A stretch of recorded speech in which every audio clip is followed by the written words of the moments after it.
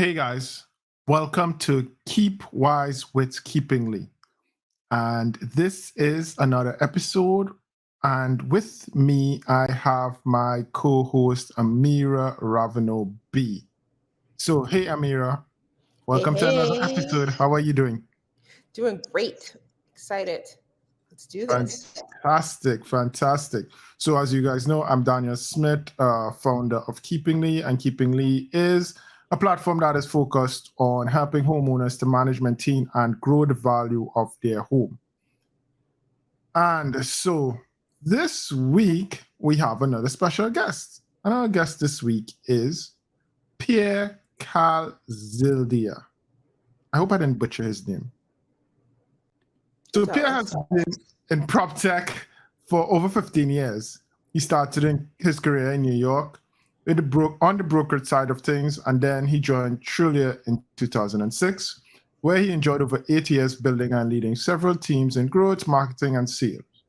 Today, he is the executive vice president of Group for Local Logic, a location intelligence company focused on quantifying the build roll through their national index that covers the US and Canada on over 18 variables tied to the location. Woo, that sounds fantastic. I'd love to dig into that. So we'll get into that just now. So Pierre has 3 kids, and the fun fact, he did stand-up comedy in New York before embarking on his tech career. He has a degree from Hofstra in computer science and organizational psychology. So Pierre, welcome to Keepwize with Keepingly. By the way, Amira, so I just realized that Keepwize with Keepingly is kind of a tongue twister if you say too fast. So I kind of always have to slow down saying Keepwize with Keepingly. But anyway. That is a tongue twister, and I have to say, super excited to see Pierre. I think you have 4 children. I do. work I have together. 4. Yeah, Yeah, I probably haven't updated that bio. you need to Wow. update that bio. But we worked together and met each other at Trulia, and he's outstanding. And I can't wait to ask him some questions because not only is he doing amazing things now, but the trajectory of his career. So got to start off with the first question. How did real estate find you, or you found real estate, Pierre? Man, I saw this question in the pre-interview notes, and I was like, oh, this is going to be, how do I keep this concise and interesting? Well, okay. My dad always was, he's a Cuban immigrant, and when he came here, he always had the, classic American dream to own a house, and worked really hard to do that. And I grew up in a world where he owned some properties, and I was very aware of real estate being a thing, and he wanted me to get into real estate, but I was always like a little bit resistant. So I got into tech first, but then 9/11 happened in New York City, and when 9/11 happened, I was working, and one of my accounts was related to one of the towers that went down, and I really I'm a New Yorker, and so I didn't know what to do with myself. And at the time, my friend's father was like, you're good in sales, you should do real estate. I think you could do well in real estate. And that's how actually I met a broker, and first got in as an agent. So for my total time in real estate is actually 22 years, when you count the brokerage years in New York City. Wow. And what market were you at? I was in Brooklyn mostly, but I grew up in Manhattan. But yeah, all the real estate that I did and worked on, the brokerage I was with at the time was Fillmore, and they had a huge footprint, covering the whole borough. So yeah, it was but mostly downtown, like Carroll Gardens, Brooklyn Heights, Flatbush, like over there. Yeah, which has totally changed now. So you were actually helping people find homes, right? You Yeah, were I did. helping them solve the American dream of how do they get a piece of property. And then what happened after that? Well, at '06, I went on a listing presentation. I was already a director of e-business for my brokerage, but I still liked to transact real estate. So I go on this listing presentation, and this person whips out a Zestimate on me. And I was like, this is '06, right? And I was like, what is this? What is this thing? What is this estimate? And I left there, went to my office and did all this research. And I was like, oh, no, this is so wrong. And then I discovered Trulia, and I was like, these guys are doing it right. And I became Trulia's first paying customer that year. And then by the end of that year, talked them into hiring me as one of their first sales hires. And so that's how I got into Trulia, and then that was the whole journey from there. Yeah, fun times.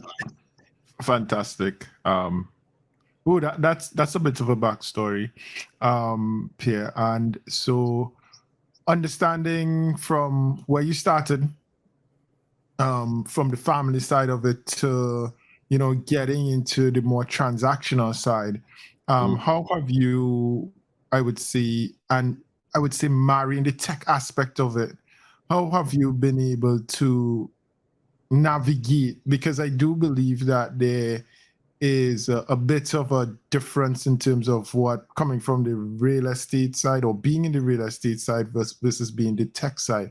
How do you navigate? Because even for me, talking to agents, you have a different mindset, or they have a different mindset, and coming from a tech side, you try to navigate that. So how have you been able to really navigate and meet the needs of both parties? I think those 5-6 years in Brooklyn were super formative, because one of my responsibilities was to help take this brokerage. It was quite large. We had hundreds of agents, and it was a family-owned brokerage called Fillmore. Help take this brokerage, which had a great president who was tech forward and was a younger president at the time, CEO. And basically, I cut my teeth convincing old Italians in Brooklyn to go online. I cut my teeth on, convincing people that were in the industry 20, 30 years already in, 2006. They were in the industry since the 80s.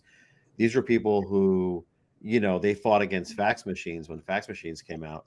And I cut my teeth for those 5 years, showing them, convincing them how to go digital, how to go online, how to talk to the consumer online, how to help people get information. I mean, literally, when I started in real estate, less than 3% of listings had photos on them.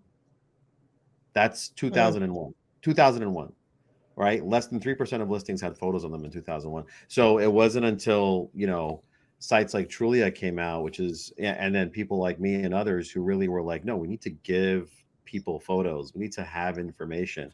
And then it started, to all make sense. So for me, it's really like understanding the consumer need.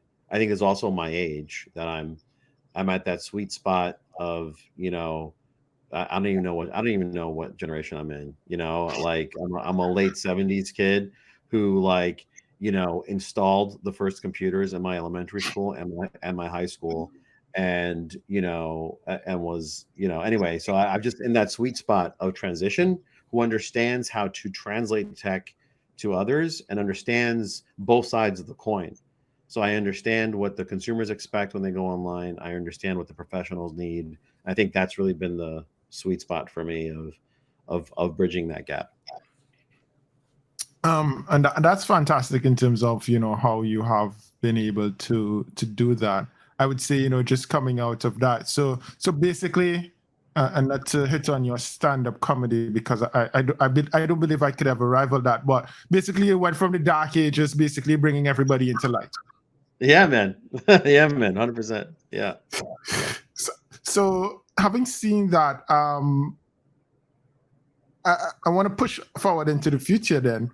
Yeah. What do you think is on the horizon next in the industry, considering that you started when, they're fighting against things like fax machines and, those were just coming. Where do you see the future heading? Wait, before you answer that, because what I think, there's another dot I want to just call out. Here, the dot where you're at right now, where you're using data to help customers. Before you talk about the future, can you tell us where this dot is? Because this is pretty big where you are now. Yeah, thanks, Amira. Yeah, 100%. So right now I'm at Local Logic. We are sort of secret in a way, because we're not really consumer facing in that sense. Like if you're on Coldwell Banker Bain in Seattle, or you're using Kai's in Florida, or you're working with Zumper or Redfin, our stuff is on there. And it's also all over Canada and many other sites, rental sites like Rental Beast, etc. And what we do is quantify location. Everybody, the old saying, right, Daniel, is location, location, location, right? And it's very cheesy, but everybody understands what that means. It means this in a practical sense: an apartment in Manhattan is worth what it's worth because it's in Manhattan, and the apartment in the countryside is worth what it's worth because it's in the countryside. If you swap those places, the values change, and that is obvious at that level. But what happens when you compare Second Avenue and 70th Street to York Avenue and 70th Street? There's a difference in living in just those 2-3 blocks. And so what we do is quantify every aspect of the physical location that you interact with every day. Because when you buy a house, it's like marriage. They say you're marrying the family. Well, in real estate, you're marrying the house, but you're really marrying the neighborhood. And that whole neighborhood is an equation that is left to gut. Prior to my company, prior to what we do, it's left to, it's a nice neighborhood. Oh, I drove around. Oh, it smells good in the air. You come by the different day, it's going to be a different story. And so what we do is quantify that, make it easy for a consumer who's looking at a place to rent or to buy, or an investor, or even government. We can talk about those things. There's different questions that they have, but to understand how location interacts with the human. And what your needs are. So if you need to live near groceries and schools and you want to have parks and you want to have a healthy lifestyle, your location dictates a lot of that. So how do you help people understand that? And that's what we do. We really expose that location factor and make it data.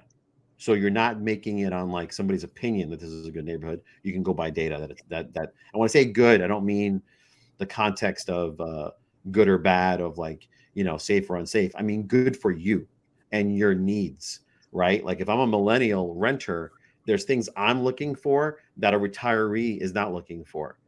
And they're both great neighborhoods for that use case, right? Right. And so that's the kind of thing that we do.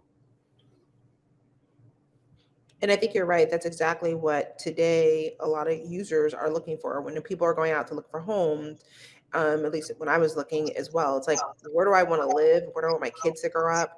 And I think, some friends that are younger than me, got millennials who are like, where do I want to live? Because I need to date that partner, right? Where's the access to social life? So it's super interesting of the work that you're doing now. But I want to go back to Daniel's question, which is really around like the future, the innovation, because I think that data piece is important. So what do you see? Open up your crystal ball for me. There's a lot of innovation happening, I think, in different stages, right? The home discovery. Actually, let's go take a step back. We could stay the home discovery process. Like we could assume that Zillow and Trulia and everybody has solved home search, right? But the reality is that there's still tremendous opportunities there. Right now, we still are forced to search by bedroom, bath, and price at the most fundamental way. Companies like mine, Local Logic, we introduce layers on those search experiences where you can search bedroom, bath, price, and near a grocery store. Right? Like this is really what and that's just starting to happen. Believe it or not. I mean, it's sort of nonsense. It all seems crazy that you can't make that part of your search today on every single site. I believe that we'll see that come. We'll see that ability to really like make the location part of the search at the discovery, level. Then there's the home ownership models. Home ownership models are just being broken completely. And I say broken, I mean in a really good way. We're seeing home sharing become more real, right? Where you're buying into an asset for a time. Obviously, we already know the impact of Airbnb and such.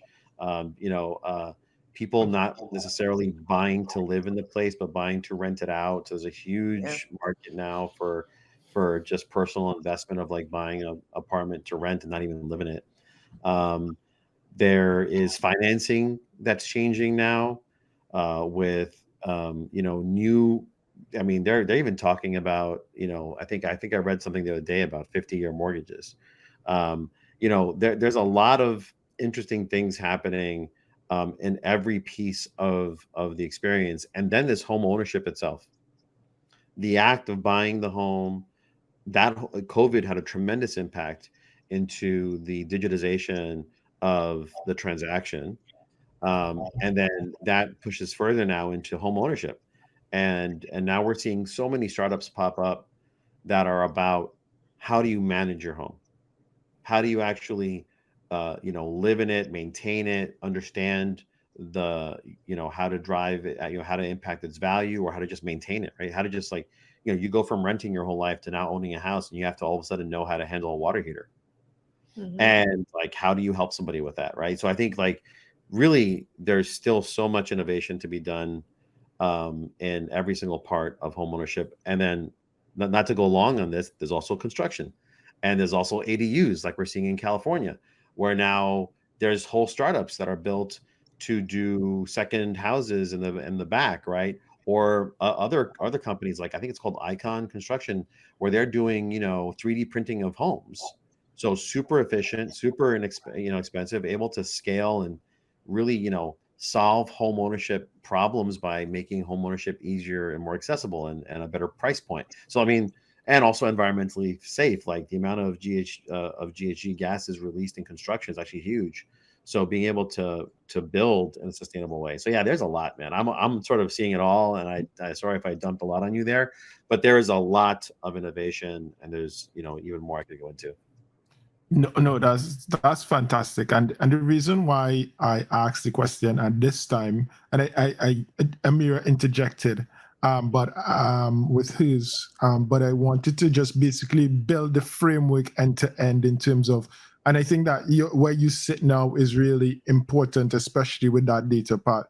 So my next question, really, I just want to understand from the data point of view, because we are.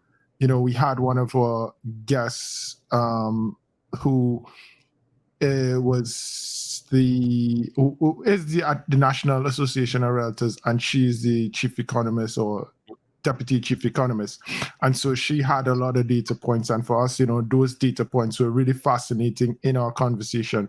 So for you and where you sit in your experience and what you're seeing now, what is some of like the most interesting data points that you have seen recently that excites you about where the market is currently and where, where the possibilities are, kind of also looking at that future state? Because from where we sit and what we do at Keepingly, but also on this podcast, is helping to really orient people about where they need to be thinking. That first-time homeowner, that buyer who is, eager to get a home, but not necessarily sure of what they should be looking at. So we really want to have zero in on some of those things. So what are you seeing, or what have you seen, and what excites you in that space? I'm going to pick a slice here, and we can decide how deep you want to go on it. But, to me, the environment and the impact of the environment, how housing impacts environment, and how our decisions as citizens impact the environment, right? There's a lot of writing, at least in my world, and a lot of really good reading about how cities are constructed, how new suburbs are made. And when somebody chooses to live in a suburb away from the city, there are choices being made that might increase our pollution, right? Now you're going to drive for groceries. Now you're going to need to drive your kids to school and wait 10, 15 minutes at a pickup line. Like a lot of things like this happens when you start to go to suburbs, right? And what we're seeing, because we work with, developers, government, and consumers, is a push here on the development and government side. And I think we're starting seeing housing that's going to come out that's going to be more community based. I'm not talking about the classic like Arizona sprawling single family house community. I'm talking more of, if you think of like Emeryville maybe or something like that, right? Where you have like multifamily, you have shopping, you have retail, you have office, you have the ability to live, work, and play in a good area with the need of a car being minimal, right? And so I think what you're going to start seeing in the real estate world, and I think, and this is going to impact values, it's going to impact the market, it's going to impact, I think, housing law, taxes, right? When you think about what the government's going to do to encourage the reduction of greenhouse gases, the reduction of energy consumption, so if you're buying right now an older home that's in an older community that is 30 minutes out of downtown, and and it has an oil tank and all this stuff, like, these are things. And by the way, that's what I sound like, and that's where I live, because I bought my house 4 years ago, and I regret it for everything I'm telling you right now, because the more sustainable thing would be to live in another community where I could walk to my grocery store. I can have more access to conveniences, not require to get in my car so much, lower the when you think of energy costs, you think of interest rates, you think of the taxes on these things.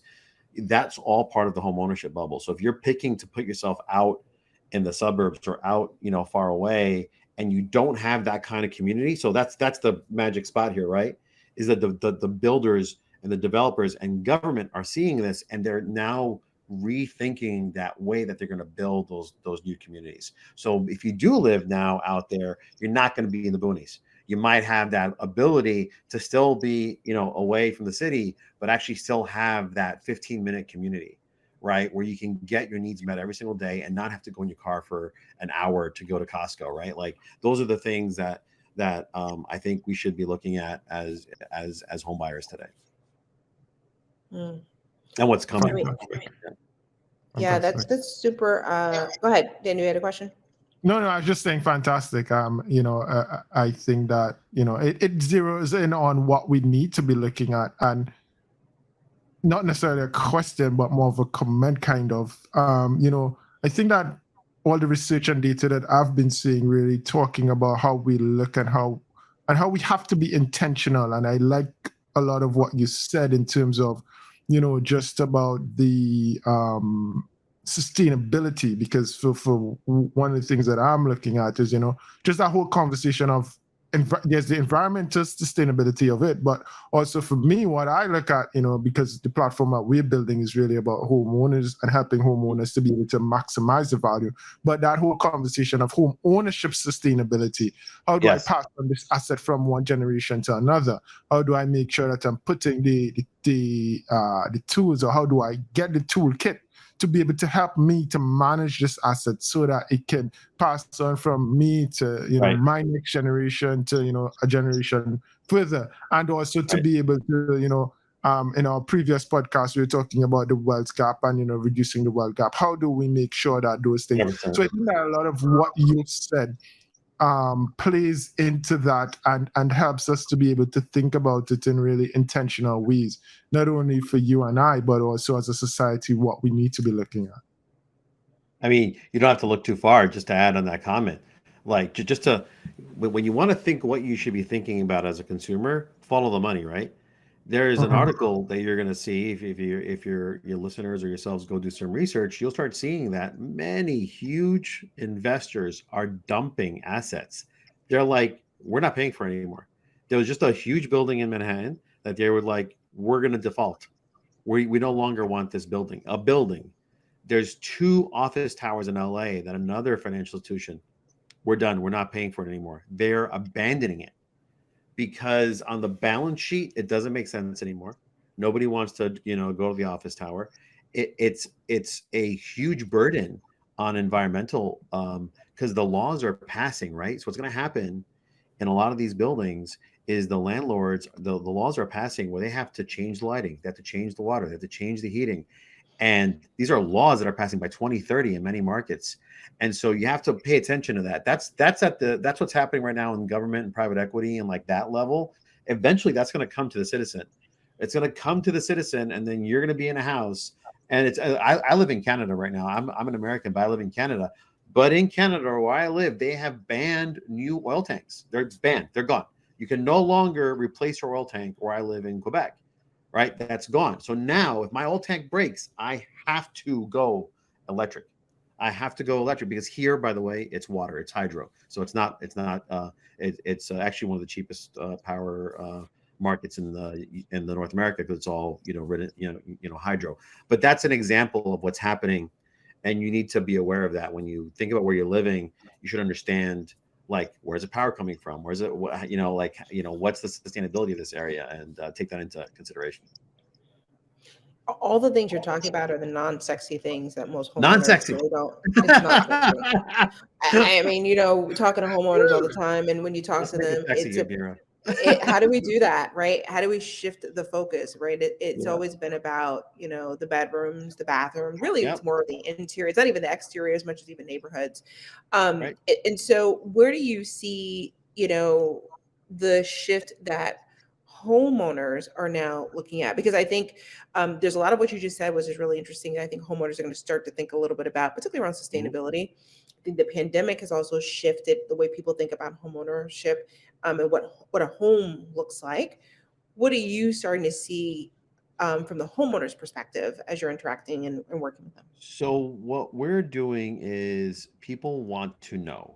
People want to understand this, and they don't know how to get that information. So what we're doing at Local Logic is we're starting to look at the environmental impact of location, not just like the actual impact of the location, but your choice of picking that location, and trying to make that visible, right? So that you have the information. Because if a consumer doesn't have the information, if you don't know that living in this neighborhood is going to impact, the increase of greenhouse gases, and you just don't know, you innocently are going to move there because the price is lower. If you don't know that area is forecasted to be underwater in 30 years, and it seems so far away, right? When you hear that number, in 2050, this is going to be underwater. It seems like, oh, well, I'm not going to be here in 2050. But you have to, what Daniel talked about earlier, if you're trying to build wealth, and you're trying to build generational wealth, buying in areas where the forecast for 30 years is an average temperature of 110 degrees 40 times a year, and flood waters up to your ankles, you probably want to avoid that if you're trying to build for your generation. So for us, it's about exposing that, right? If we can expose that information, then people will be better informed, and we make it digestible. So it's not some like mumbo jumbo, it's like digestible and easy to understand, that like, hey, be aware, this is the fact. Now, depending on your situation, you may not care about that because you don't care. But others who are maybe thinking about generational wealth, thinking about, okay, I want to hand this house down, or I want to have multiple, I don't want to flip it. That's where these things come into play. Yeah. No, that totally makes sense. And when I think about you saying it, it's just like, I mean. Oh, I lost you. Yeah, I think we lost her. Okay, she's back. She's back. Okay, I've been talking to myself this entire time. 3 seconds. Yeah, for 3 seconds. Yeah. You missed my whole story about my home. Probably the best part. In California. Just your audio. Okay, now it's my back. audio. Okay, that's okay. I'm gonna have Daniel ask the question just so that I make sure that you hear the question. Go ahead. Okay, good. Yeah, Pierre. So, a lot of things that you just said really jumped out at me, because, again, I have this whole concept about, even around, I would say, home ownership sustainability.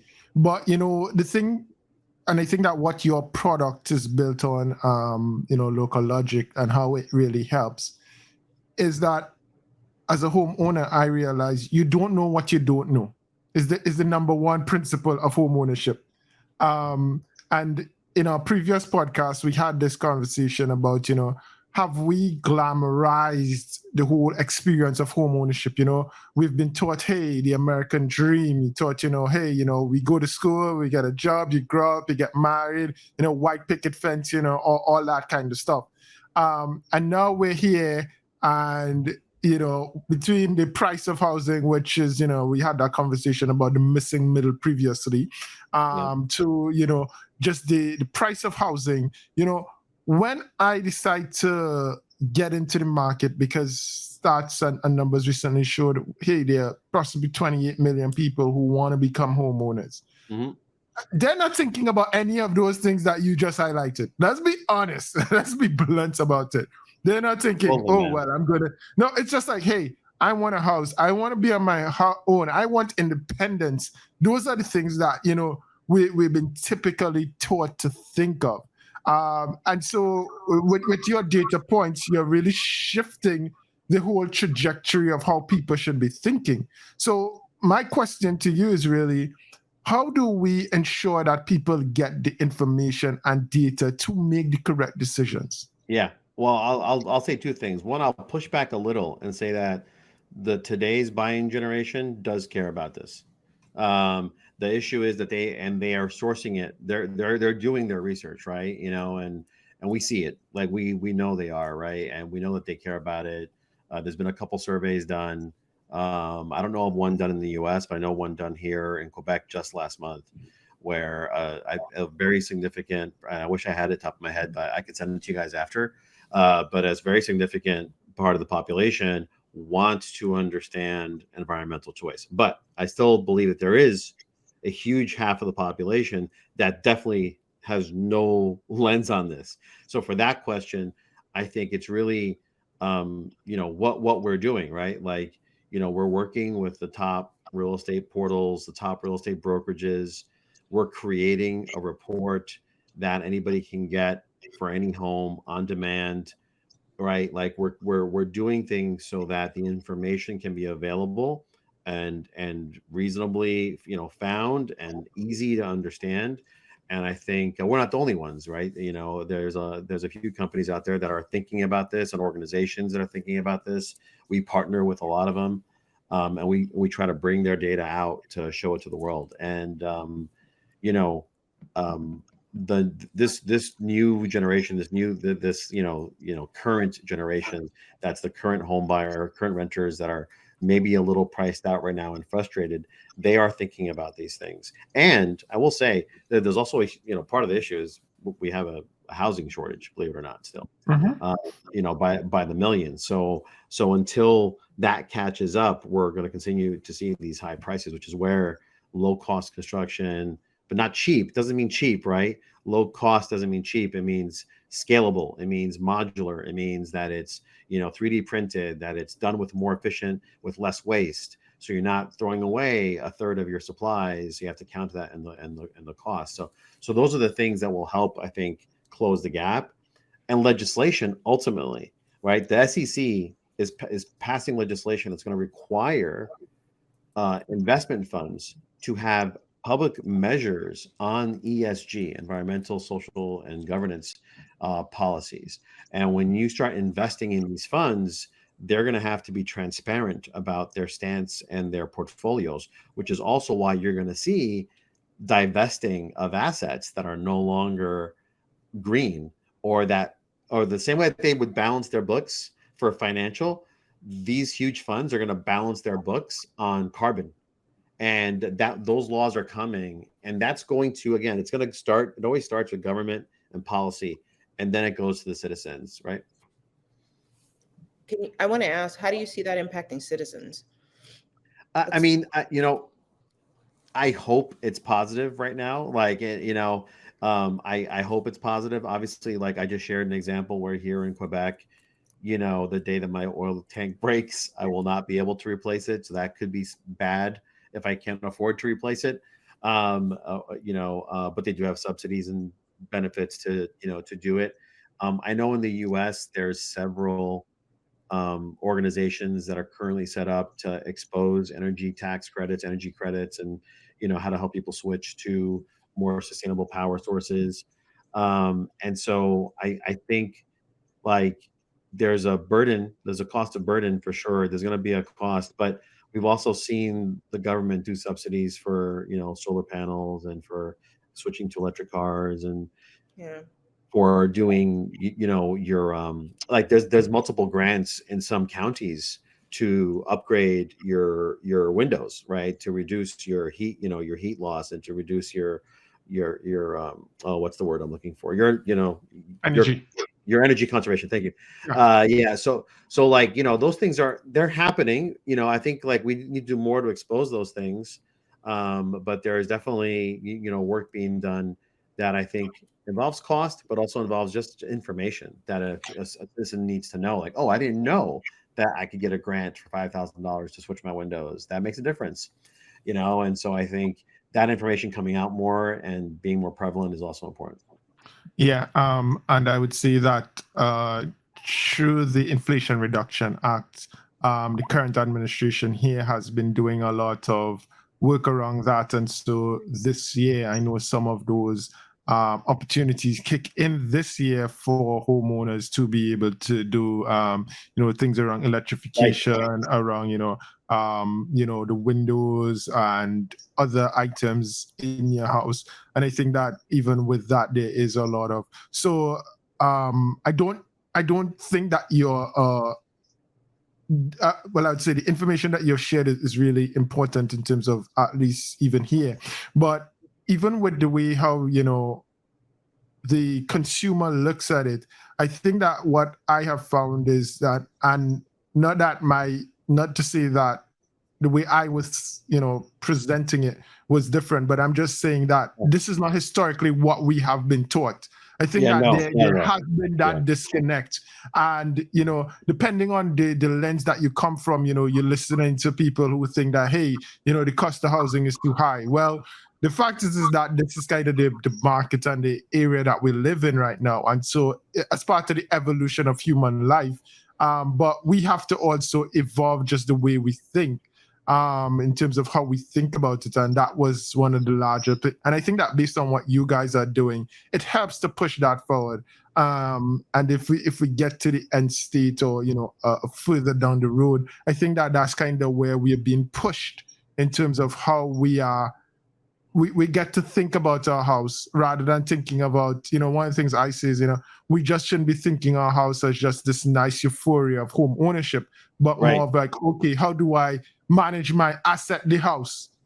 Because your house, most of us should be thought of an asset, but because we have romanticized the whole concept of home ownership so much, people, don't necessarily think about, hey, well, this is an asset and I need to just make very strategic decisions.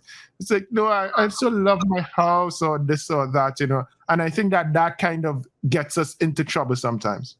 Yeah, you're right. And that's where I think these platforms that are helping people understand that their home is an asset, that they need to manage it like an E-Trade, account. They need to manage, their repairs. They need to manage their, their maintenance. They need to manage, the age of their roof. Like these are things that just like people don't think about. And especially if you're coming from being a renter to being a homeowner, it's such a huge jump. And we need services that are out there to help the consumer in that home ownership experience, right? Yep. Yeah. Absolutely. And I could just say, like, with the Home Dispatch and all our research, there are definitely people that think of it as an asset. I'm going to be the one to say it. It's definitely more of from the masculine viewpoint. We dealt with over, 82% of the women and who make most of the decisions. And it's definitely not something that they're thinking about as the same way, which I think is also a conversation that needs to be happening because it is a utility that they're using to take care of their family, which requires for them to be able to figure out how to configure it to make it do that. But I think it's a combination of both that's important. And I will just call out, so everyone loves to send me home stuff. There's this few folks on TikTok, right, for the next generation who's actually saying, hey, why should we even have home ownership, right? Because, they're seeing these high costs, they're seeing all the repairs, they're not finding an easy way to think about like, how is this really cost effective? So I actually think there's some education that's due there about how you can think about it as an asset, continue to have it grow for you, and be able to have the tools to manage it. I think it's what our future needs. But I know we're getting close to time. I just wanted to say to ask Pierre one more question, I know, before we start to wrap up, which is, Pierre, you worked with this span of people in your career. You worked with homeowners. Since I'm thinking about homeowners right now, you probably, you've got a big team. What do you tell the next generation around, thinking about home ownership? Like what is the real scoop that you're sharing to them? I absolutely still believe in the wealth building of home ownership.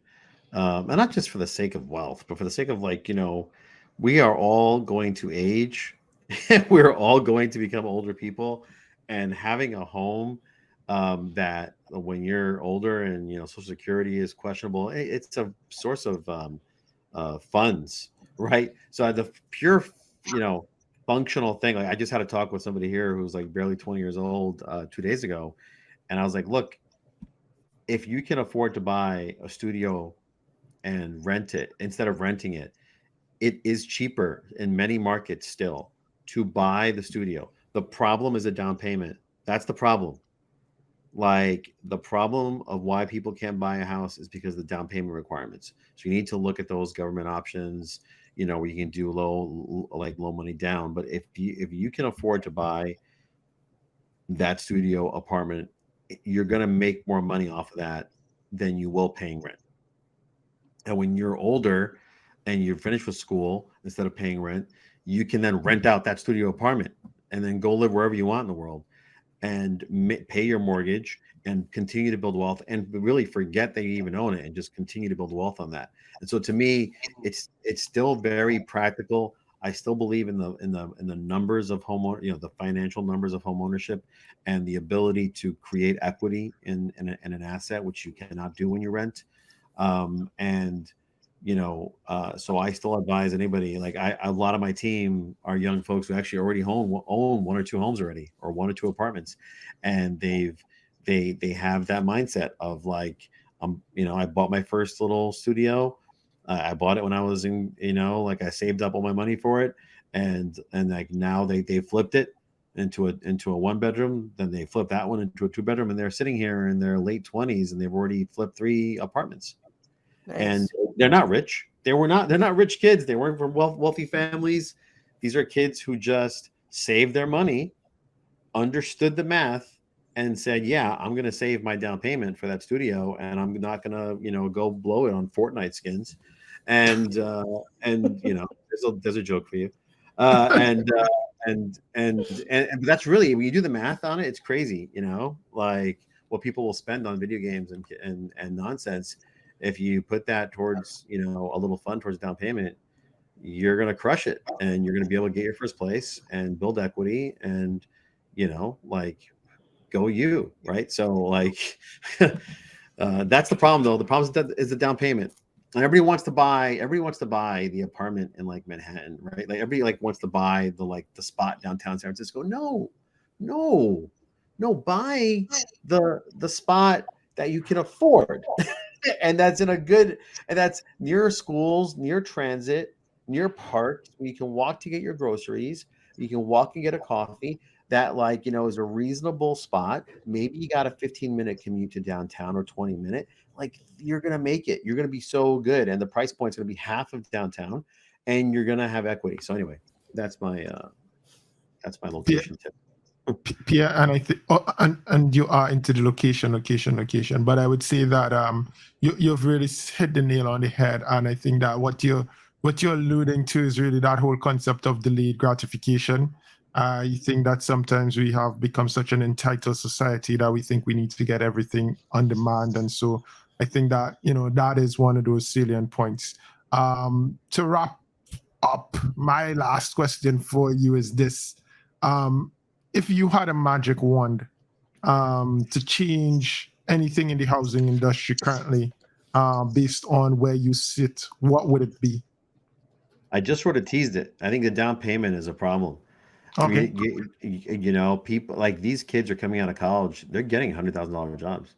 They're getting $110,000 jobs. Like, not everybody is obviously, but if you, you can come out of school today and get way more paid than I got paid. I was making $45,000 my first job when I was 22 years old.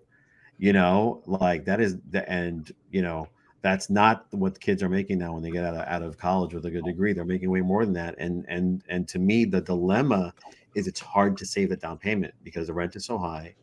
As one of my favorite New York politicians will say, rent's too damn high, the rent's too high, so it's hard to save. And then and there is a quality of life that you're trying to maintain. So I think we need to find a way to change. I think even the down payment factor would be fascinating. Now, there are some companies doing really cool things with that. Well, where you can sort of turn a rental into a home ownership, or as you pay your rent, it goes towards your down payment, right? And some of the names of them elude me right now. I'm sorry, but we can do some quick research after it. I can send it to you. But there are companies like that where, like, as you pay rent to them, they're helping you build towards a home. And I think, we need more of those options. Like, it shouldn't be so hard for me to remember the one or two companies that do it. There should be 100, right? Like, there should be a way. Like, a great company that's worth talking about, tangentially related, is Isuzu, I want to say is how you spell it. Yeah. You Yeah. know what I'm talking about? Yeah, I do. And they're focused on that whole rental conversation. Isuzu is about building credit, right? Yep. Building credit. He started that company. He immigrated, and his family, didn't have credit, and he started the company to help people build credit by paying rent. And, like, these are the challenges to homeownership: credit and down payment. And so I think we need more. If I had a magic wand, it'd be a way for that to be easy, because that really is the gateway. If you could get a good credit score and you can get a down payment, or if you could just prove that I have an income, let me buy this house. Like, I think we'd see wealth creation, we'd see the market move, we'd see more people able to buy, and I think it'd be a healthy market, hopefully for all, right? Which is really the bottom line, is that it's not just, everybody else is fine. They got big money, they got their big down payments, they're fine. But how do you get that first time home buyer, that first time immigrant, that first kid that graduated? Like, how does that person get started? And we need to find ways to enable that group to be able to buy into real estate, right? And I think it's just, I got lucky that my dad was a hardworking immigrant who, like, saved his ass, saved everything he could, and, like, put it towards, so we, he's a superintendent, he put everything towards real estate, so that we would have something when we grew up. And that was great. I still paid for college myself, but at least we had a home. And I think that's the part, is if we can make that more available to all, I think it'd be huge. That's fantastic. And I would say that, I know there are some programs like the Bank of America program, some special purpose credit programs that are out there that help, first-time homeowners, especially minorities. So there are some things available, but I agree with you, there are not enough. And we're in a very interesting conundrum, whereby between the supply and between the price of everything, it is problematic sometimes, especially for that younger person who wants to, or that person who is the first time, or that person who has been renting all their life and can't find a way to find that 3% down payment, or that 7%, whichever it is, depending on the market. So there are some new solutions coming out, and we do believe that, hopefully we do see a greater uptick in the market, and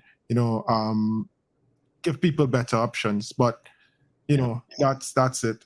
But Pierre, we're so very thankful that you joined us. Amira, any parting words? No, I just want to say thank you, Pierre, for being here, for having us have this conversation, and dropping some gems today. So thank you, Pierre. My pleasure, Amira. I love you. Thank you very much. Yeah, you guys doing great work. All right. Well, I'll see you next time. All right. Thank you very much. Bye. Thank you. Bye.